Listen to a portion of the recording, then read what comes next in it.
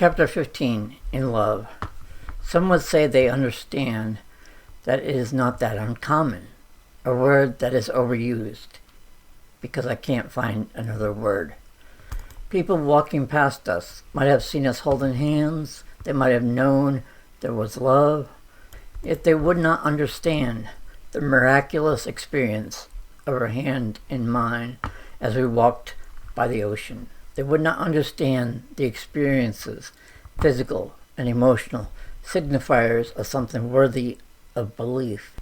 When we sat side by side, facing the ocean waves, hearing them in the background, seeing them, moved by something unseen, our bodies were touching, and the best analogy for what I experienced was electrical signals moving at each point of contact. This was not merely something physically pleasurable, not merely biological, emotional, chemical. No, I have known that. I have felt passion, but rarely have I felt love, though I have been mistaken more times than I can count. Meaningless encounters where the emptiness remained. That coarse self within me, ready for connection, was not fulfilled like it is now. Waves of excitement, peace, serenity, joy, clarity flowed through moments pregnant with meaning. Each moment was vast in duration. Each moment held eternity.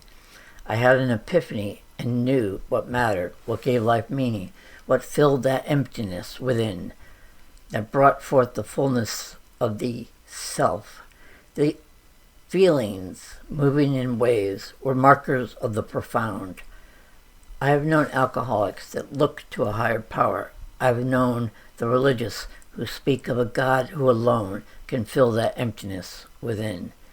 Everyone is looking. I believe in something. I believe in love. I can't prove it. I can't tell you that it is different than passion, different than hormonal desires or other biological drives. I believe in love.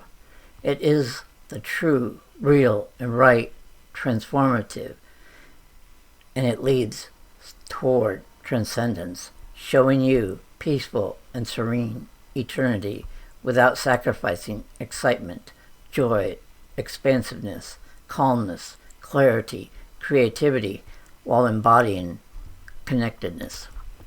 Chapter 16, Coming into Darkness. Introduction to the poem. I wrote Coming into Darkness on the bus coming back to Wilmington, North Carolina, less than a week after leaving, to be there for two reasons.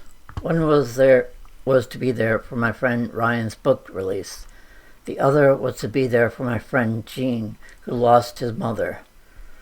I had not known his mother, so I was there for Gene. Ironically, I wasn't able to make the funeral for my dear friend Thomas, not because it was less important. I should have been there. I just didn't take the news very well, and I tried to numb my sorrows in alcohol. Anyway, it was an October day and somewhat gloomy on the bus ride. I remember toward the end, after the funeral service ended, talking to Gene. I was choking back tears, and yet Gene seemed to be handling things at the moment quite well. I remember him telling me how much he appreciated that I made it back to Wilmington for him. Perhaps I felt something of the sorrow that he had felt earlier. However, I felt moved by the importance of this friendship. It struck me like an epiphany. Coming into darkness. I'm coming into darkness this mid-October afternoon. I come for the funeral of my friend's mother. The sun sets earlier. Each week, each day, the clouds have been gathering and increasing this afternoon, as if shrouding the day in death. This is the season of death. But we must go on, just as this bus rolls onward, and the funeral ritual approaches, and we wait for a priest to give all this meaning through blessed rituals, as if we're lucky, to give us hope, or at least comfort.